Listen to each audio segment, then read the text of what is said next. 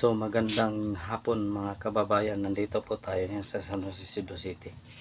So by the way mga kababayan, magka-comment po tayo tungkol ito sa sinuwalat ni BP De Sara. Dalawang congressman lang ang nagpapatakbo sa Senate, sa Congress. Ito ba ay totoo? Mga kababayan, by the way mga kababayan, kung hindi pa ka nakasubscribe sa akin channel, pa-subscribe naman, pa-like at share ang ating video para dagdagan natin mga subscriber. So by the way mga kababayan, ito ang isinuwalat ni De Sara. Ito ang kalokohan ng mga congressman. Ito si Romualdez Tamba at isang congressman na tinatawag na Saldi. Hindi lang natin tapusin ang apelyido kaya na nakakahiya mga kababayan. Itong si Saldi, ito ay mayaman na ito, pero hindi pa rin kontento sa kanyang kayamanan. Kaya nga pala nag-resign si De Sara sa DepEd kasi ginagalaw nila ang hukus-pukus doon.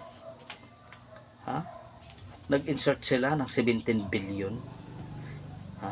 Paglabas ng pondo ng DepEd, iba-ibang congressman pumunta. Anong pinuntahan ninyo? Hindi naman sa inyo yung pera na yan. Kaya itong mga congressman na ito, atat na atat si De Sara, hindi bigyan ng budget. Nakakahiya kayo mga congressman. Ang kapal na mukha ninyo mga congressman. Bakit kaya? Ganun na bala kayo kawalang hiya? May sweldo kayo, may salary kayo. Ipinangako niyo sa taong bayan na magsiservisyo kayo. Pero yun pala, iba ang pakay ninyo. Kaya pala ang ating mga paralan puro sira-sira. Maintenance wala. Nandoon sa Parents Teachers Association nanghihingi. Pero mayroong pera na punta lang sa mga congressman gahaman sa pera. Wala ba kayo, hindi ba kayo nahihiya?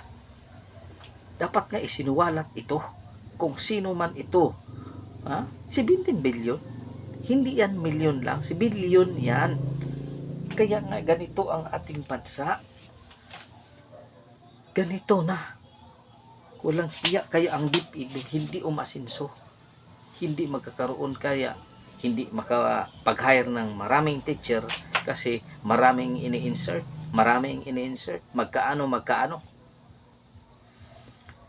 Sus, ano mangyayari sa ating bayan kung ganitong klaseng pamumuno? Ang mga tao na walang hiya, kapal ng mukha, tigasan ng mukha, mga congressman.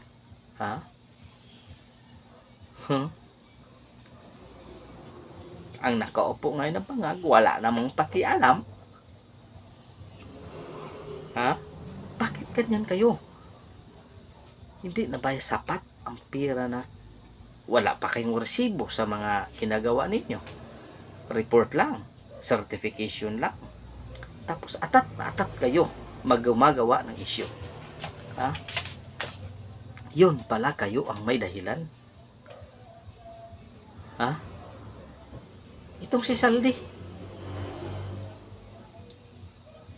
Kapag niratrat mo ito, papailang ka ng kaso. Libel. Kaya kung hindi totoo. Ngayon, anong question ng mga Senate? Sino nag-insert nito? Ang 17 mil? Ayan, hindi kami. O dapat isinuwalat mo kung sino nag-insert, hindi Sara. Ang nag-insert yan ay si Saldi. Mahiya naman kayo. Kaya nga mga paaralan natin sira na. Tapos kinukuha pa ninyong pera ng DepEd.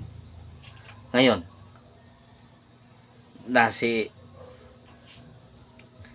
iba na ang DepEd secretary. Ano kaya mangyari? Siguro ubusin na ang pera. Kapag bumayag ito, ubos ang pera.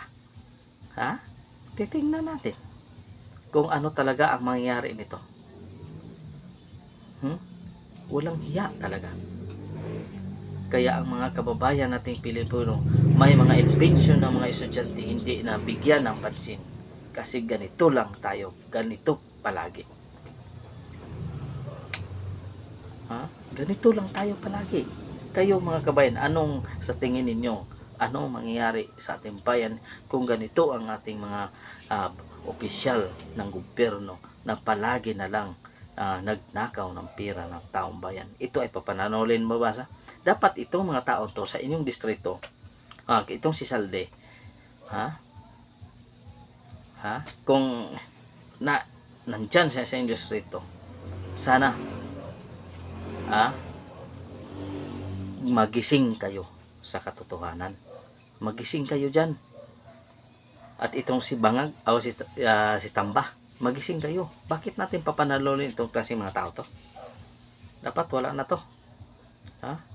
Garbage na ito. Next garbage na ito. Ay talaga ilalagay natin sa malata para kakainin ng uod. By the way mga kababayan, maraming salamat sa inyong suporta. Ay, maraming salamat. Tingnan mo, pumapayat ako ngayon kasi mataas ang sugar ko. Mainit pang panahon sa trabaho ko. So, siyaro naman hindi ka naman mag-subscribe para sa akin. Mag-share sa ating video. Para tulong mo rin sa akin mga kababayan, no? Kaya hindi ako nagpa-check up kasi walang pera. Kaya, pero ito pa rin. Tumutulong pa rin sa ating bayan, nakikinig kung anong mga kaganapan sa ating bansa.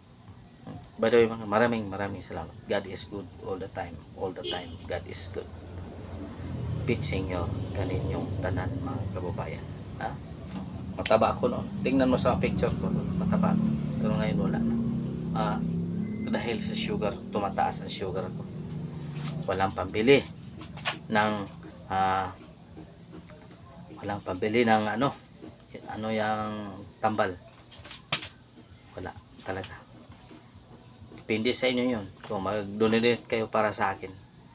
Pero yung taos puso kayong mag-donate sa akin, okay lang. Pero kung hindi naman, okay lang. Kayot pa. Walang tambal. Tubig lang palagi, mauhaw palagi. So maraming salamat mga kababayan.